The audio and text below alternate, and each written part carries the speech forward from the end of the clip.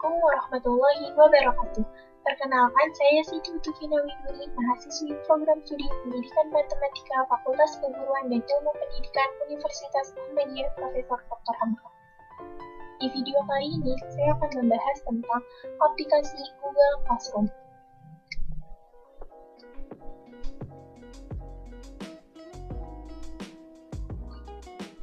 Saat ini, belajar menjadi lebih mudah karena sudah didukung oleh teknologi yang semakin canggih. Platform Google juga turut berperan dalam dunia pendidikan dengan mengembangkan layanan belajar secara daring atau online dengan nama Google Classroom. Google Classroom adalah layanan yang dibuat platform Google untuk menyediakan fasilitas belajar secara online. Pada saat sekarang, Google Classroom sudah menjadi aplikasi yang populer untuk melayani pembelajaran daring. Karena banyaknya kebutuhan masyarakat akan kegiatan belajar online di masa sekarang. Google Classroom juga memudahkan kita dalam efisiensi waktu dan menghemat penggunaan kertas. Setiap pengguna Google Classroom wajib mempunyai akun Gmail. Google Classroom memiliki kelebihan dan kekurangan. Berikut ini merupakan kelebihan dari Google Classroom. Yang pertama, sangat mudah digunakan untuk pemula. Google sangat memperhatikan kenyamanan para penggunanya. Sebagai bentuk perhatiannya, Google membuat desain aplikasi yang sederhana namun sangat banyak manfaat dan fitur yang dapat digunakan. Maka, pengguna pemula tidak akan mengalami kesulitan saat menjalani aplikasi ini. Jadi wajar jika orang yang baru mengenal aplikasi ini langsung bisa menggunakannya. Kelebihan yang kedua yaitu mudah mengelola tugas yang diberikan. Selain mudah digunakan, ada fitur lain di Google Classroom di mana kita saat diberikan tugas oleh guru kelas kita, maka dengan mudah kita bisa melihatnya pada satu halaman yang menyediakan laman tugas. Dengan begitu, kita tidak usah repot-repot lagi mencari apa tugas yang telah diberikan oleh guru. Materi yang diberikan juga otomatis akan tersampaikan ke laman siswa, atau bisa juga didapatkan melalui email. Maka, layak jika Google Classroom menjadi aplikasi alternatif belajar secara online atau daring. Google Classroom telah membuat mudah baik itu untuk siswa atau untuk guru, untuk memberikan ataupun mengumpulkan tugas dalam berbagai bentuk. Yang ketiga yaitu file masuk ke Google Drive. Semua bentuk file yang diterima atau dikumpulkan, baik itu MP3, dokumen, PDF, zip, dan masih banyak lagi, semua itu otomatis masuk ke akun Google Drive kita. Sehingga kita tidak usah mencari penyimpanan yang lain untuk menyimpan file yang telah kita upload. Maka tidak usah khawatir akan kehilangan file atau dokumen yang lainnya. Itu semua sudah tersimpan di Google Drive. Yang keempat yaitu mudah meninjau tugas. Meninjau tugas sangat diperlukan karena kita bisa melihat kesalahan atau kekurangan apa yang masih ada di tugas yang akan kita kirim. Maka Google Classroom menyediakan fitur melihat tugas sebelum dikirim. Selain fitur untuk meninjau tugas, Google Classroom juga memberikan fitur bagi pengajar yaitu pembuatan tugas yang sangat mudah dan menarik. Sehingga para siswa tidak bosan saat mengerjakan tugas di Google Classroom, dan semua itu tersedia di satu laman saja. Kemudian yang kelima ada sangat mudah melihat pengumuman dari pengajar. Pengumuman dalam Google Classroom dimaksudkan agar para pengajar bisa memberikan informasi, baik itu absensi, tugas, foto siswa, atau pengumuman yang bersifat penting lainnya, sehingga mempermudah guru dalam mengirimkan tugas di laman Google Classroom tersebut. Tidak usah repot lagi mengirim pengumuman lewat SMS atau pesan daring lagi. Kelebihan dalam hal pengumuman juga didukung oleh kemudahan dalam hal diskusi, karena Google Classroom menyediakan ruang diskusi di kolom komentar, sehingga kita bisa berdiskusi dan bebas mengirim file untuk didiskusikan. Kemudian yang keenam ada bebas dari iklan dan aman. Kelebihan yang bisa kita rasakan saat menggunakan Google Classroom ini adalah semua kegiatan yang kita lakukan tidak akan diganggu oleh penayangan iklan, sehingga kita bisa lebih fokus dalam belajar dan berdiskusi di Google Classroom, tanpa harus resah dengan banyaknya iklan yang tampil. Dan yang terakhir yaitu gratis. Aplikasi gratis adalah aplikasi yang banyak dicari oleh sebagian orang.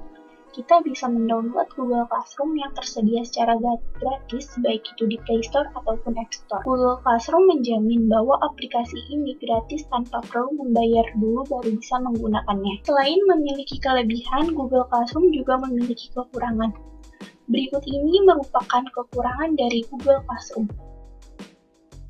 Yang pertama, tampilan yang kurang menarik bagi siswa. Salah satu kekurangan dari aplikasi ini adalah tampilan yang sangat sederhana dan kurang menarik bagi para siswa. Mungkin tampilan sederhana bagus untuk para guru karena memudahkan mereka dalam pengelolaan Google Classroom ini. Namun, bagi para siswa mungkin sedikit membosankan karena terlalu sederhana.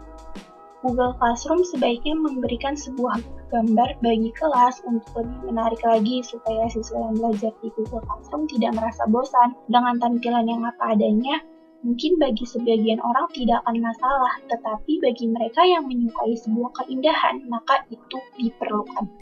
Kekurangan yang kedua, saat Google Drive penuh, file tidak bisa dikirim. Kekurangan ini sering terjadi kalau Google Drive yang kita miliki penuh. Maka file atau dokumen yang kita kirim ke pengajar menjadi error dan tidak terkirim. Ini sangat mengganggu sekali bagi seorang siswa. Hal ini terjadi karena Google Classroom belum mempunyai tempat penyimpanan sendiri sehingga harus mengandalkan Google Drive. Kekurangan yang ketiga yaitu adanya peluang kecurangan siswa. Sebagai sebuah aplikasi yang biasa digunakan di smartphone, ada beberapa bug yang sampai saat ini belum diperbaiki oleh pengembang Google Classroom. Bug yang dirasakan dampaknya paling besar dan merugikan adalah bug di mana pengguna Google Classroom bisa mengatur waktu sesuka hati. Dengan begitu, jika guru memberikan deadline kapan tugas akan dikumpulkan, siswa yang terlambat mengumpulkan lewat dari tanggal deadline yang diberikan, siswa bisa mengatur mundur waktu di smartphone mereka, lalu mengirimkan file tersebut ke guru. File yang dikirim akan mengikuti waktu yang sudah diubah oleh siswa. Itulah mengapa dikatakan kalau Google Classroom memberikan peluang bagi para siswa untuk melakukan kecurangan. Selanjutnya kita akan mengenal menu-menu yang ada pada Google Classroom. Pertama kita buka dulu Google Classroom-nya di Google Ads, lalu kita cari Google Classroom. Berikut ini adalah tampilan awal Google Classroom. Di sini terdapat beberapa kelas yang kalian ikuti. Kemudian di sini ada tanda tambah yang berarti untuk gabung ke kelas atau membuat kelas baru. Tanda titik 39 ini berisi berbagai aplikasi yang disediakan oleh Google. Kemudian di sini ada garis 3 menu utamanya berisi kelas. Nah, kelas ini melihat daftar kelas yang dibuat, lalu ada kalender. Kalender ini seperti kalender pada umumnya. Di sini dia akan memuat informasi tenggat waktu pengumpulan tugas. Misalkan kita mempunyai deadline hari ini, maka di sini akan tertulis deadline apa saja yang tertera. Kemudian ada mengajar, to review. To review ini artinya untuk diperiksa. Nah, di sini itu memuat informasi daftar tugas apa saja yang belum dan sudah dikerjakan. Kemudian ada arsip kelas. Ini berarti kelas yang diarsipkan. Nah, di sini itu memuat informasi daftar kelas yang pernah kita ikuti sebelumnya. Kemudian ada setting. Setting ini setelan untuk merubah gambar profil, notifikasi, bahasa, dan pengaturan akun lainnya. Selanjutnya kita coba ke kelas kita. Nah, di sini merupakan tampilan awal dari kelas Matematika SMA. Di menu stream atau forum ini, dia akan menampilkan daftar tugas dan informasi yang diberikan kepada siswa. Lalu di sini ada announce something to your class itu untuk memberikan informasi kepada siswa. Jadi kalau kita ingin memberikan pengumuman, kita ketik saja di sini lalu kita post. Nanti hasilnya akan seperti di bawah ini. Kemudian ada class work atau tugas kelas. Nah, di sini ada tanda plus create, artinya buat. Menu tambah di sini ada tugas kelas untuk membuat materi pelajaran. Pertama di sini ada assignment. Assignment ini artinya tugas untuk membuat tugas kepada siswa. Lalu ada quiz assignment, tugas kuis untuk membuat kuis bagi siswa. Lalu ada question ini artinya pertanyaan untuk memberikan pertanyaan kepada siswa. Lalu ada material ini materi untuk menyampaikan materi atau bahan ajar pada siswa. Lalu ada reuse post, gunakan kembali postingan untuk mengepost kembali tugas yang telah diberikan agar dapat digunakan di kelas lain. Lalu ada topik-topik di sini itu untuk membuat judul dari postingan yang akan kita buat. Kemudian di sini ada menu people atau anggota. Di sini akan terlihat siapa saja yang menjadi guru atau pengajar dan siapa saja yang menjadi siswa. Kita bisa menambahkan guru di tanda invite teacher ini untuk mengundang pengajar via email. Lalu di sini juga bisa mengundang siswa. Nah, di sini itu kita untuk mengurutkan. Misalkan kita mau dari nama akhir atau nama depan. Kemudian di sini ada grades atau nilai. Di menu grades ini akan terlihat siapa aja siswa yang aktif menyerahkan tugas setiap minggunya. Nah, seperti misalkan ini daftar hadir yang mengisi seperti ini. Nah, terus soal tes formatif siapa aja yang tidak menyerahkan dan siapa aja yang menyerahkan. Membuat kelas di Google Classroom, pertama kita buka dulu Google Classroom. Biasanya ada di menu Google Apps. Kita ke bawah, nah di sini ada Classroom. Setelah itu, untuk membuat kelas di Google Classroom, kita klik tanda tambah, lalu pilih Create Class. Jika ada pernyataan, kita checklist saja, lalu Continue. Nah, di sini terserah mau namain kelasnya tuh apa. Misalkan saya ingin Matematika SMA. Sectionnya di sini kita isi, misalkan saya ngajar di jam 14.00 dan nama saya subjeknya matematika. Room ini boleh nggak diisi, boleh diisi, tapi di sini saya tidak mengisi. Lalu pilih Create. Setelah kita buat kelasnya akan muncul tampilan beranda seperti ini. Lalu di sini terdapat kelas kode. Nah, kode kelas di sini nantinya akan kita salin dan kita kasih ke siswa. Sebelum memulai pelajaran, biasanya guru membuat terhadir atau presensi. Cara membuat presensi di Google Classroom, caranya adalah sebagai berikut. Klik Classroom, create, pilih menu question, lalu di sini judulnya misalkan kita tulis. Nah, di sini instruksinya misalkan. Nah, kita pilihnya multiple choice. Option pertama misalkan kita ketik hadir, terus option kedua misalkan izin. Lalu di sini kita pilih kelasnya Matematika 10 SMA. Untuk poin kita pilih tidak nilai jadi ungraded. Nah, batasannya terserah mau batasan absen itu 10 menit atau berapa, di sini bisa dituliskan. Topiknya kita masukkan ke pertemuan pertama. Setelah itu kita tinggal pencet pas. Nah, nanti di sini akan muncul menu daftar hadir. Pertama, kita harus membuat PowerPoint untuk di-upload di Google Classroom. Nah, misalkan saya sudah membuatnya seperti ini. Dan tidak lupa juga saya mengambil modul dari potongan buku siswa yang sudah dipotong. Seperti ini. Selanjutnya, untuk mengupload materi atau bahan ajar, kita ke menu Classwork, lalu pilih Create, kita pilih material. Nah, di sini misalkan judulnya bahan ajar materi SPLTW. Deskripsinya ditulis apa saja. Misalkan di sini saya menulis kalimat pembuka agar siswa membaca bahan ajar yang telah dikirim. Nah, setelah itu kita tambahkan atau klik add. Nah, di sini kita bisa menambahkan via Google Drive, link, file, dan YouTube. Misalkan saya ingin menambahkan modul dan PowerPoint yang telah saya buat. Kita upload dulu.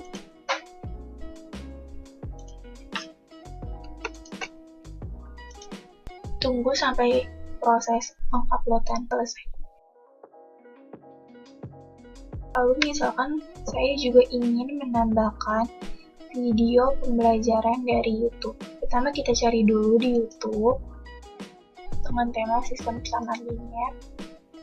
Misalkan saya ingin mengambil video pembelajaran dari channel ini, maka kita share, lalu kita copy linknya, kemudian kita masukkan ke YouTube.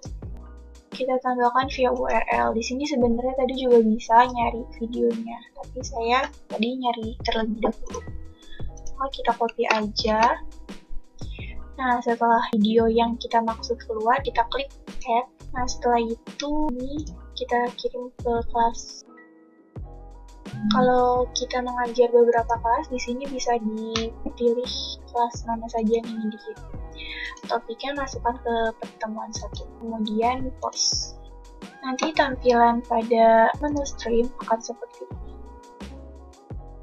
Langkah-langkah untuk membuat soal pilihan ganda atau kuis pada Google Classroom. Pertama-tama kita harus mempunyai bahan. Ini saya sudah menuliskannya di Word bahannya. Jawabannya terserah mau berapa soalnya. Lalu klik Classwork untuk membuat soalnya. Pilih Create dan Quiz Assignment. Di sini judulnya kita misalkan.